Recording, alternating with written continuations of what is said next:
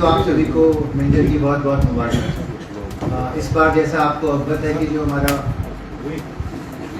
मिंजर मेला है वो 28 जुलाई से 4 अगस्त तक किया जा रहा है। और जिस प्रकार से हमारा पहले भी रहा है कि 28 जुलाई को जो चीफ गेस्ट हैं वो ऑनरेबल गवर्नर साहब मेले का शुभारंभ करेंगे और मेले का समापन जो है वो ऑनरेबल चीफ मिनिस्टर 4 अगस्त को करेंगे। तो बाकी जो हमारी तैयारियां हैं उसके बारे में आप सभी जानते हैं कि मिंजर मेले के तीन मुख्य आई थिंक रूप है। पहला आपका है जो एक सांस्कृतिक कार्यक्रम है कल्चरल नाइट्स, जो कि 8 रातें यहाँ पे होती।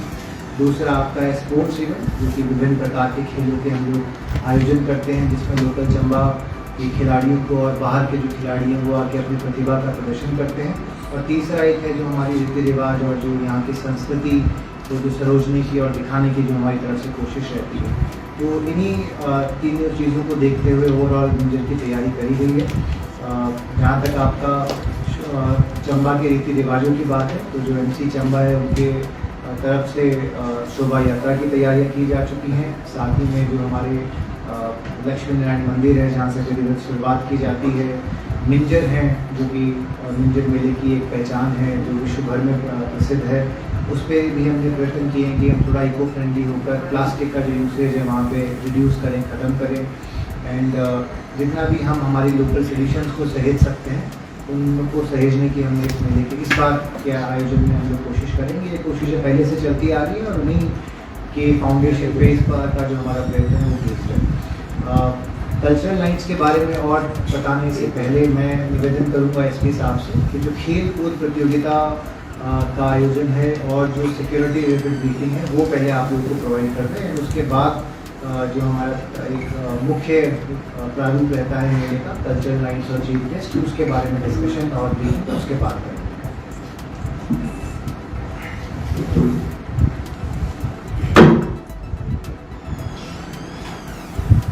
जहाँ तक सुरक्षा प्रबंधों का सवाल है तो पूरे चंबा टाउन को हमने 3 सेक्टर्स में बांटा। पहला सेक्टर हमारा 14 नंबर 1 है जहाँ पर सांस्कृतिक कार्यक्रम और खेल कूद प्रतिस्पर्धाएँ होती हैं। दूसरा सेक्टर हमारा है जो रिमेनिंग 14 हैं, 14 नंबर 2, 3, 4, 5। और तीसरा सेक्टर हमारा ट्रैफिक का है जो कि काफ़ी बड़ी समस्या रहती है, बहुत ही बड़ी संख्या में गाड़ियाँ आती हैं। और इसके अलावा जैसा कि हर साल होता है हमने पार्किंग की व्यवस्था पुलिस ग्राउंड बारगा में की है और जिले की भी हम मैक्सिमम फोर्स यूटिलाइज करेंगे सुरक्षा प्रबंधों में। इसके अलावा हमें बाहर से भी लगभग 225 पुलिस जवान प्राप्त हुए हैं जिनको ड्यूटीज़ में लगाया जाएगा और 150 होमगार्ड हैं। इन सबको मिला के लगभग मिंजर मेले में जितने पुलिस कर्मचारी तैनात होंगे उनकी कुल संख्या लगभग 500 के अराउंड होगी। इसके अलावा पुख्ता सुरक्षा प्रबंध करने के लिए एंटी सबोटाज टीम तैनात रहेगी, बॉम्ब डिस्पोजल स्क्वाड रहेगा, डॉग स्क्वाड रहेगा, QRT तैनात रहेगी, एंटी टीजिंग टीम हम तैनात करते हैं क्योंकि काफ़ी संख्या में महिलाएं आती हैं, लड़कियां आती हैं तो उनके साथ ऐसी घटनाएं होने की संभावना रहती है। इसके अलावा एंटी गुंडा सेल भी तैनात रहेगा। और मिंजर जो कि अब नज़दीक आ गए तो हम होटलों और सराय में गेस्ट हाउसेज में लगातार चेकिंग कर रहे हैं ताकि ये सुनिश्चित किया जा सके कोई एंटी सोशल एलिमेंट या कोई संदिग्ध व्यक्ति उनमें ना ठहरा हो। इसके अलावा जिले में चंबा टाउन में हमने लगभग 3 बैरियर स्थापित किए हैं। एक बैरियर सुल्तानपुर, एक बैरियर बालू और एक बैरियर हरदासपुरा पर रहेगा ताकि हम ट्रैफिक को इफेक्टिवली कंट्रोल कर पाएँ और किसी सस्पेक्टेड पर्सन को टाइमली नैप कर पाएँ। इसके अलावा चौगान में इफेक्टिव मॉनिटरिंग और सर्वेलेंस के लिए हमने सफिशिएंट नंबर में CCTV कैमरे लगाए और टाउन में पहले से भी काफ़ी कैमरे लगे हुए हैं जिनको फाइबर ऑप्टिक केबल से जोड़ा गया, उनका कंट्रोल रूम भी चौगान में स्थापित किया गया है। जहाँ तक खेलकूद प्रतिस्पर्धाओं की बात है तो इस संबंध में पहले भी मीटिंग्स आयोजित हो चुकी हैं और सभी स्पोर्ट्स सेक्रेटरी से चर्चा करके हमने लगभग 20 इवेंट फाइनलाइज किए जिसकी प्रतियोगिता चौगान में कराई जाएगी। और कोशिश यही रहेगी कि पिछली बार की भांति इस बार जो प्रतिस्पर्धाएं हैं उच्च कोटि की हों और अच्छी टीम में से पार्टिसिपेट करें और सारा जो आयोजन है वो सफलतापूर्वक स्मूथली संपन्न। Thank you. पार्किंग की बहुत समस्या है तो क्या इस बार मिंजर मेले में चालान होंगे कौन या उन्हें छूट? देखिए हमारी कोशिश ये रहेगी खासकर भरमौर चौक से लेकर इरावती चौक तक और जो हमारा टाउन का कोर इलाका है, चौगान के आसपास का इलाका है, DC ऑफिस है, वहाँ पे रोड के किनारे गाड़ियाँ ना लगें क्योंकि वैसे भी सरकारी गाड़ियाँ काफ़ी मूव करती हैं, इमरजेंसी व्हीकल्स की भी वहाँ से मूवमेंट रहेगी, VIP मूवमेंट भी रहेगा। तो हमारी कोशिश रहेगी सड़क के किनारे जो बाइक्स पार्क होती हैं, प्राइवेट लोगों के व्हीकल्स पार्क होते हैं, वो वहाँ पर ना रहे। इसलिए समुचित व्यवस्था बारगा में की गई है, जहाँ से गाड़ी पार्क करके आदमी पैदल भी चौगान तक पहुँच सकता है, मार्केट के इलाके तक पहुँच सकता है। सर चौगान में पहले पार्किंग होती थी, लेकिन अब जो है वो उसको ऑक्यूपाई कर दिया है चौगान नंबर 3। तो वो जो गाड़ी जैसे लगेगी बाजार में, तो उसके लिए क्या कुछ ऐसा रहेगा राहत? देखिए कोशिश लोकल लोगों की लगती है, जी। जैसे दुकानदार है शॉपकीपर आते हैं, जी तो वो ऑक्यूपाई हो गया, वो तो वहाँ पे झूले लगेंगे, जी तो वहाँ से गाड़ी कम से कम 400-500 निकली है। जी देखिए कोशिश हम भी करेंगे कि वो 2 व्हीलर बारगा में पार्क हो पाए। अगर वहाँ नहीं हो पाते तो जब तक हमारी ट्रैफिक व्यवस्था सुचारू रूप से चलती रहेगी तब तक हम सिचुएशन को मैनेज करेंगे। अगर जाम की स्थिति उत्पन्न होगी तो हम गाड़ी में होगा। सर बाहर से कितनी टीमें बाहर की? बाहर से लगभग 225 पुलिस पर्सन आ रहे हैं। नहीं सर, टीमों की बात करो, स्टेट फोर्स अदर स्टेट से कितनी टीमें आ रही है? देखिए अभी ये चीज चल रही है, मतलब अभी इन प्रोसेस है जी। तो जैसे मैं हॉकी की बात करूँ तो हॉकी में कई जाने माने खिलाड़ी जिन्होंने प्रो लीग ओलंपिक्स में पार्टिसिपेट किया है, एशियन गेम्स में पार्टिसिपेट किया, नेशनल लेवल में पार्टिसिपेट किया, तो ऐसे भी कई बहुत अच्छे खिलाड़ी हमारे इस बार चौगान में इंजर में आ रहे हैं।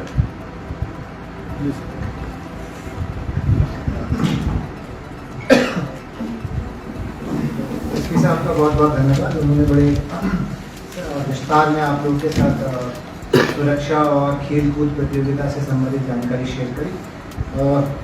जहाँ तक हम कल्चरल प्रस्तुतियों पे आते हैं तो क्योंकि इंटरनेशनल मिंजर है तो हमारी कोशिश रहेगी कि हम जितना अंतर्राष्ट्रीय प्रस्तुतियों को इस बार एक मौका दे सकें, ताकि जो अंतर्राष्ट्रीय कल्चर है उससे चंबा के लोग भी रूबरू हों और जो इंटरनेशनल का टैग है हम उसे जस्टिफाई भी कर सकें। तो एक हमारी कोशिश उस पर। दूसरा हमारा मुख्य प्रयत्न है कि जो चंबा के लोकल और हिमाचल के जो उभरते कलाकार हैं उनको भी चंबा मिंजर मेला जो है वो बहुत ही बड़ा मंच है, तो उसके माध्यम से भी थोड़ा उनका उत्साहवर्धन हम लोग कर सकें। जो मुख्य कलाकार इस बार हैं, जो हमारी आखिरी नाइट है with the honourable chief minister, उसमें जावेद अली बॉलीवुड सिंगर हैं, जावेद अली उनको बुलाया गया है परफॉर्म ऑन दैट नाइट। उसके अलावा लगभग चंबा और हिमाचल के कुछ 22 कलाकार हैं जो अलग अलग रातों में अपनी प्रस्तुतियाँ देंगे, और 3 बॉलीवुड नाइट्स हैं, 3 पंजाबी नाइट्स हैं, 3 हिमाचली नाइट्स हैं। इसका बेसिक मुख्य ये मतलब है कि जो आपका मेन सिंगर है वो बॉलीवुड सिंगर है, पंजाबी सिंगर है और हिमाचली सिंगर है, परंतु हर रात हिमाचली और चंबियाली कलाकारों की जो प्रस्तुतियाँ हैं वो आपको शाम को 7 बजे के बाद देखने को मिलेंगी, जब आपका विधिवत रूप से कल्चरल इवेंट आपका स्टार्ट होता है। इसी के साथ क्योंकि आज ही आप सभी जानते हैं कि कारगिल विजय दिवस की 25वीं सालगिरह इस साल हम सेलिब्रेट कर रहे हैं, तो जो हमारी पहली रात्रि है 28 जुलाई वो हमने शहीदों को समर्पित करी है, और उसके अंदर जितने भी हमारी वीर नारियाँ हैं या गैलेंट्री अवार्ड विनर्स हैं पुलिस की तरफ से, आर्मी, एयरफोर्स, नेवी की तरफ से या आपकी पैरामिलिट्री फोर्सेस की तरफ से, उनको स्पेशल इन्वाइटी जो है उस रात्रि में आमंत्रित किया गया है। और हमारा ये प्रयत्न रहेगा कि मिंजर के माध्यम से एक हम ये मैसेज कन्वे कर सकें कि जो चंबा है वो अपने सैनिकों का मतलब बहुत ऊंचा स्थान उन्हें प्रदान करता है, तो मिंजर के माध्यम से भी हम वो दिखाने की कोशिश करेंगे। तो मुख्य रूप से यही। इसके अलावा बाकी जो हमारी तैयारियां वो कंप्लीट हो चुकी हैं। टेंट का काम आप लोग देख रहे हैं, आज शाम तक अपेक्षित है कि वो कंप्लीट हो जाएगा, और क्योंकि आप सभी यहाँ पे उपस्थित हैं और आपके लाखों की गिनती में श्रोता हैं, तो मैं आप लोगों के माध्यम से सभी देशवासियों, प्रदेशवासियों और चंबा वासियों को आमंत्रित करता हूँ, निमंत्रण देता हूँ कि 28 जुलाई को अनवर साहब मिंजर मेले में आए और मेले की शोभा बढ़ाएं और हमें एक आपको अद्भुत अनुभव देने की जो हमारी कोशिश है उसको सफल बनाने में हमारा साथ। Thank you sir. इसके अलावा कोई मशहूर गायक, कोई पंजाबी या कोई ऐसा डिस्कोर्स करेंगे अगर आप? इसमें जी एक कोई 3 पंजाबी गायक हैं जी, अफसाना खान करके एक मैडम है, शिवजोत जी हैं और मास्टर सलीम, ये 3 हैं जो पंजाबी नाइट्स के। और बॉलीवुड का मैंने जैसे आपको बताया कि ऑलरेडी जावेद अली जी। सर बाकी दो बाकी जी एक हैं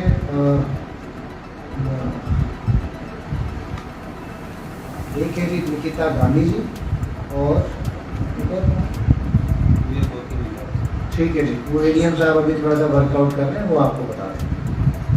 सर अंतर्राष्ट्रीय मिंजर मेला की ख्याति प्राप्त हो गई है, अंतर्राष्ट्रीय स्तर पे कौन सा कलाकार आया है?